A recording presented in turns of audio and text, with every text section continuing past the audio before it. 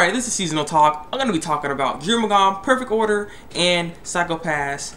Episode 3 for Psycho-Pass and Jormungand, Perfect Order, Episode 2. So, let's talk about these shows here. I'm going to start with Jormungand first. And I have to say, this was a good episode of Jormungand. Episode 2, it was really good, actually. I really liked this. It gave more character development for Coco. It gave a lot of character development for Hex. And some character development for Soseki Renato, because we needed to know more about Soseki Renato and Hex, and it's just nice to see a little bit more when it comes to Coco. So it was good, complete episode here.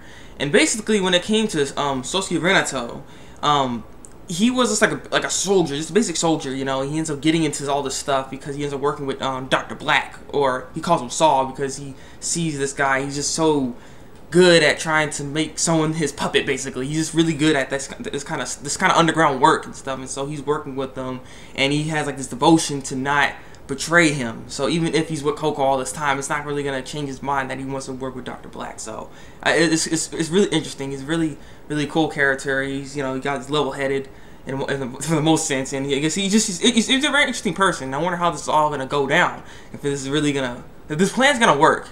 Because his plan's having a little bit of problems because of Hex. Because Hex is messing on his side when it comes to Sosuke's side. And Hex, her backstory is very interesting because I was kind of confused at first, but then I looked at it. But basically, she was a top-ranked soldier, and she's better than most men.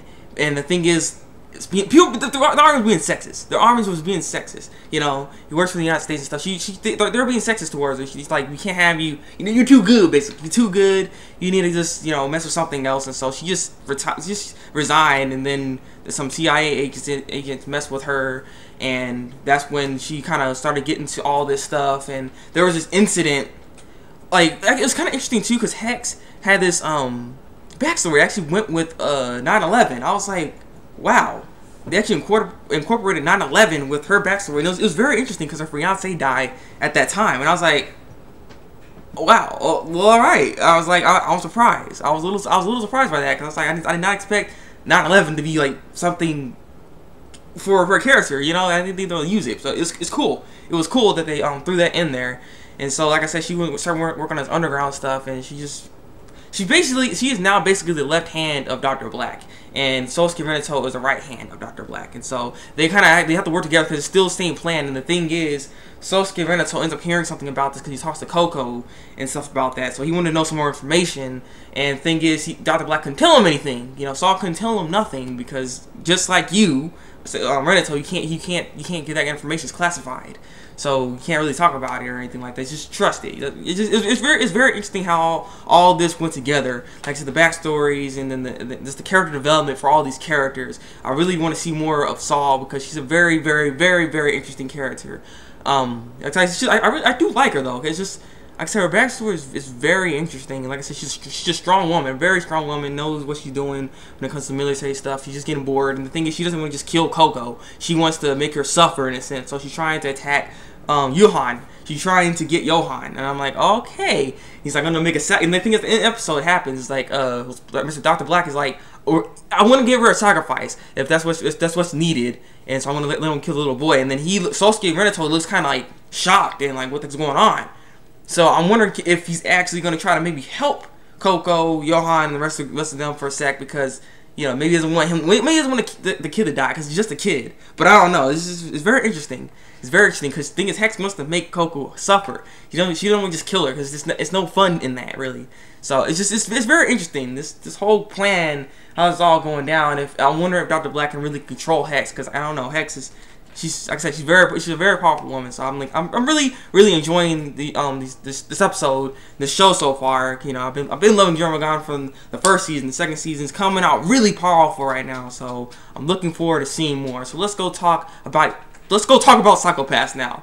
All right. Okay, on to Psycho-Pass. Psycho-Pass episode 2, not 3. It's episode 2. I don't think I was thinking, but episode 2 of this Psycho-Pass. It was okay. This episode didn't really do much. They just kind of let that stand so because it just basically reminding of yesterday or last week's episode of what she did. She's wondering if she made the right decision or not.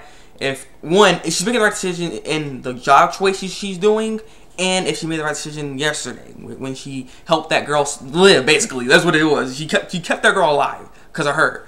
So she's wondering if she made the right decision, and then she was going and pondering throughout this whole episode, and I'm not sure she felt bad. It's weird because, you know, she's having stress. Wouldn't that make her psycho rating go up? But it didn't, actually. She just was okay and everything. It was very interesting. Not to mention the way you live in this place. It's very weird. Like, do you need to buy clothes anymore or what? Because it's like you can just flash clothes on all of a sudden. Not to mention you can have a normal house now. You can just make it whatever you want it to look like. I'm not feeling royalty today. I feel crap. So let's have a crappy house, and you have like a bunch of crap on the wall, poop just flying on the ground and stuff. I don't know. You can have a jacked up house if you want to, or a very beautiful house, whatever you want to choose. It's up to you. It seems like, anyways, of your mood and everything.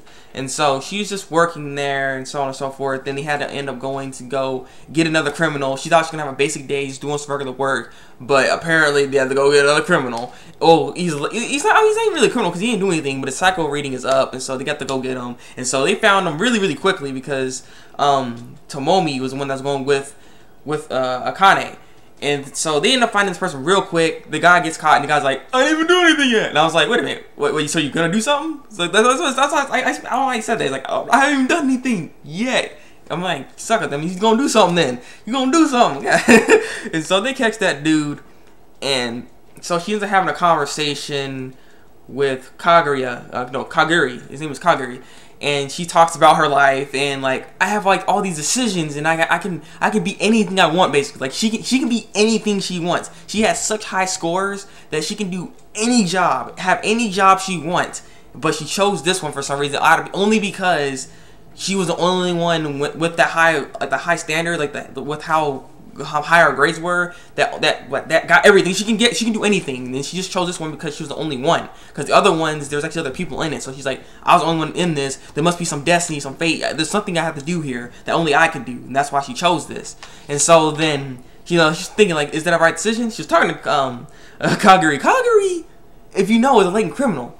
And the thing is, this sucker here. This doesn't make sense. This really doesn't make sense. That's why I hate the system of like this. How you can be a criminal. This sucker got into this whole thing when he was 5 years old.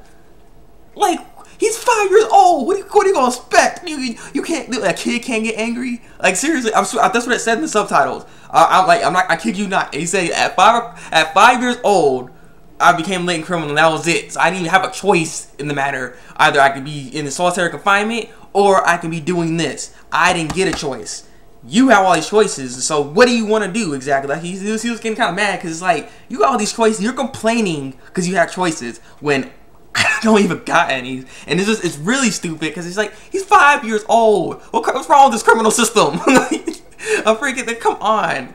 A kid's always like, I don't know. It's just, like I said, it's said in subtitles. It could be wrong. I don't know. It's really weird because it's like, what the heck? Because he has to work with the MWPSB basically for the rest of his life at this point, you know. And so then she ends up going to go see Kogami because, you know, she shot Kogami, and they end up talking apparently, and he was basically saying, you made the right decision. You actually made the right decision.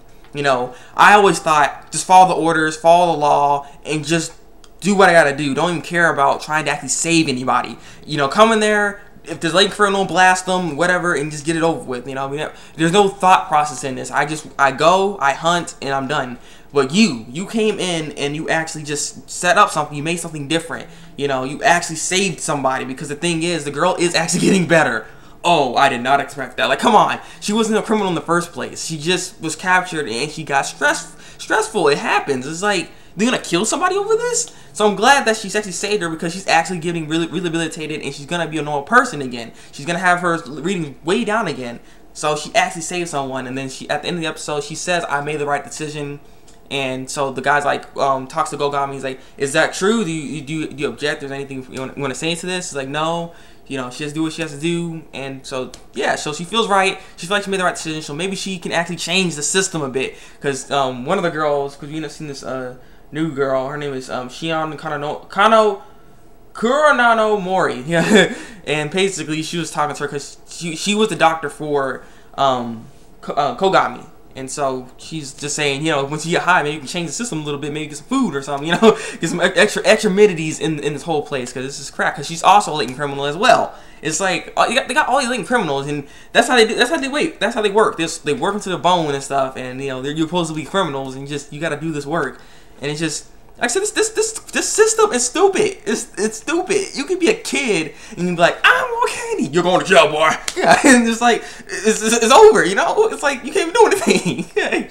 I don't know. It says this reading is just retarded. I don't know how you grow up without becoming a latent criminal. I mean, shoot, yeah, you can't even do anything. Yeah. So yeah, this has been my little talk about this whole thing. I like this show though. I do actually like this girl. I actually do like. Akane, because she's cool. She can probably change something with this, and hopefully Kogami can work with her, because he's feeling like I can actually be a real detective being around you. So he's really hoping some good things come out of her. So I'm really looking forward to seeing what's gonna happen next. What is gonna be like the main premise of what's going on? Who are they gonna catch? There gotta be some crime syndicate probably gonna be happening here at some point, so they can rival with each other. Not to mention also, Kogami has some unfinished business, so there's some unfinished business going on with him. So I'm looking forward to seeing what kind of business he's got. You know what I'm saying? So I'm looking forward to seeing more of this show. I don't know. I do like this. That's why I wanted to talk about this show. I like this show. You know, and not to mention I love the art. I love Akira Amano's art. I'm sorry. You know, I can't remember one of my favorite mangas. So just seeing the art in a different anime, I love it. I don't know, I love the art. Not to mention, the opening's cool. I like the opening. I like the opening a lot. So, yeah, okay, I'll stop talking now. You know, give your comments below and tell me what you think of Psycho-Pass and Jormungand Perfect Order. If you're watching either one, like I want to know your opinions on this stuff. Like, how you enjoying the anime so far? And yeah, guys, this is room for conversation, people. Conversation. So yeah, you know, it's been the Thabreakmaster. Leave a comment below, tell me what you think. Like this review, not really reviews, it's more discussion. Like discussion, and subscribe to my channel if you want to see some more discussion talk from me. So yeah, and seasonal talk. So yeah, it's been the Thabreakmaster, and until then, break out.